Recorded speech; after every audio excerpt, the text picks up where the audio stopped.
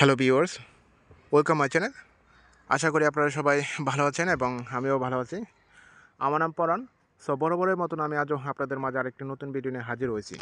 তবে আজ আমি আপনাদের মাঝে যে বিষয়টা শেয়ার করব আসলে খুবই একটি গুরুত্বপূর্ণ ভিডিও এবং সবসময় একটি গুরুত্বপূর্ণ ভিডিও বলার জন্য চেষ্টা চালিয়ে যাই। আজ 2025 এবং সেপ্টেম্বর মাসের 14 তারিখ। তো বরাবরের মতো যে বিষয়টা নিয়ে আমি আপনাদের মাঝে হাজির হয়েছি আর সেটা হচ্ছে যে ইউরোপে সেটেল হওয়ার জন্য অনেকগুলো প্রক্রিয়া রয়েছে এবং বিশেষ করে যারা সেন্ট্রাল ইউরোপে আসে তাদের জন্য এই ভিডিওটা খুবই গুরুত্বপূর্ণ।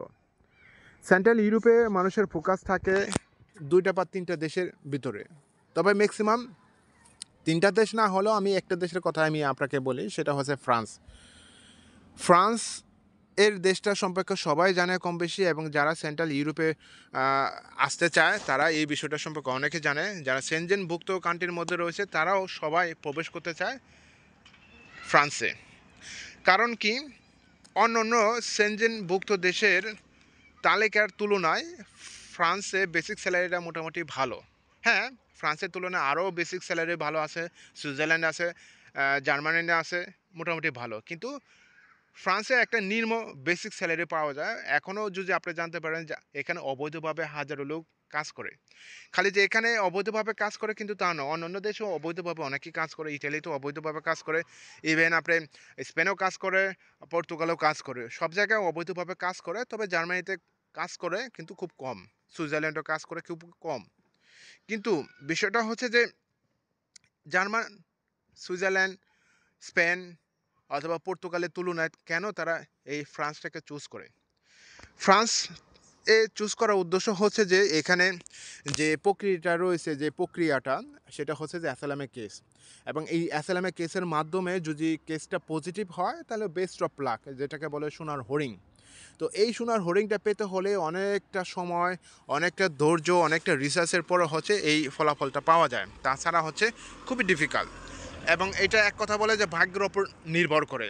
ভাগ্য যদি ভালো থাকে অবশ্যই এটা পাওয়া যায়, তাছাড়া এটা খুবই কঠিন, যেটা বাস্তব। তো এখানে এই বিষয়টা হচ্ছে যে কেউ যদি এখানে আসে তাহলে তাকে অবশ্যই অ্যাসাইলামের কেস দিতে হবে, কারণ অ্যাসাইলামের কেস ছাড়া আপনি কোনোভাবে মুভ করতে পারবেন না, একটা সঠিক পথে যেতে পারবেন না। যে কোনো লোকই আসুক না কেন এই অ্যাসাইলামের কেসের সম্পর্কে তিনি আইডিয়া বা ধারণা এবং নলেজ যেটাই বলেন না কেন সব কিছু নিয়েই এখানে প্রবেশ করেন। একটা কেস দেওয়ার পরে তিনি যে কাগজটা পাবে সেটা হচ্ছে একটা রিসিপিসি, এবং এই রিসিপিসি মেয়াদ থাকে 10 মাস, এবং 10 মাসের বৈধতার একটা কাগজ পাওয়া যায়। হ্যাঁ, এই কাগজ দিয়ে আপনি কাজ করতে পারবেন না বা কাজের অনুমোদন নাই, কিন্তু ব্ল্যাক লাইনে মানুষ এটা দিয়ে কাজ করতেছে, অনেক জায়গায় অনেকভাবে কাজ করতেছে। এবং 10 মাসে যদি মিনিমাম আপনি যদি 1200 টাকার বেতন একটা স্যালারি কাজ করেন, আপনি খাওয়া দাওয়া খরচ বাদেও আপনি 1000 করে টিকে রাখতে পারবেন।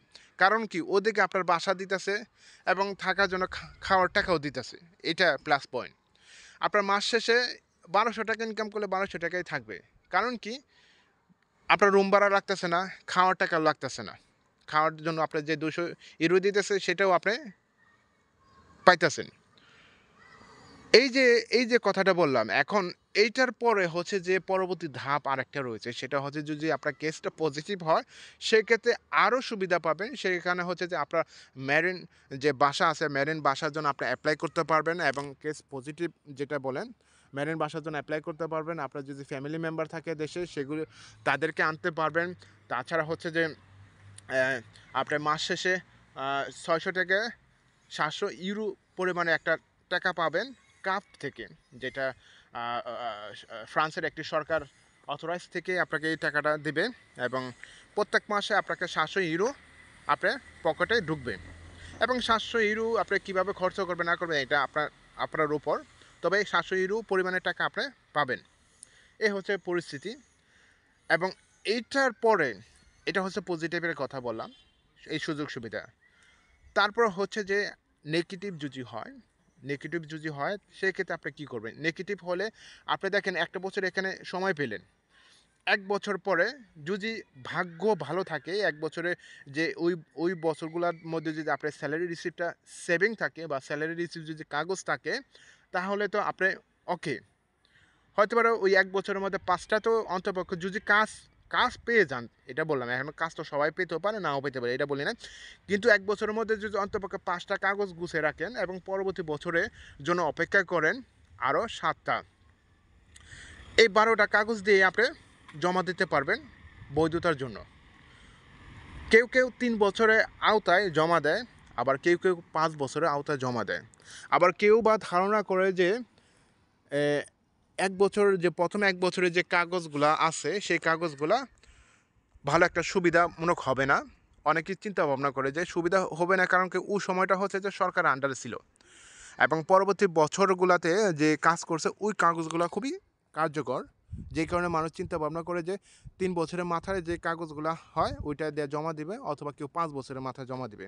কারণ সরকারের নিয়ম আছে বা এই দেশে বৈধতার নিয়ম আছে, 3 বছরের আন্ডারে আপনি জমা দিতে পারবেন অথবা 5 বছরের আন্ডারে জমা দিতে পারবেন। এই হচ্ছে একটা সুবিধা।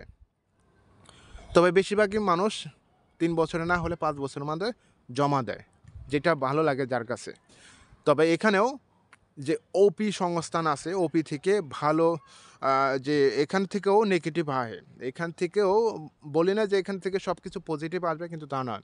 এই 3 বছরের যারা জমা দেয় অনেকেই এখান থেকে নেগেটিভ আসে, আবার কি করে তারা আরও 2 বছরের জন্য অপেক্ষা করে।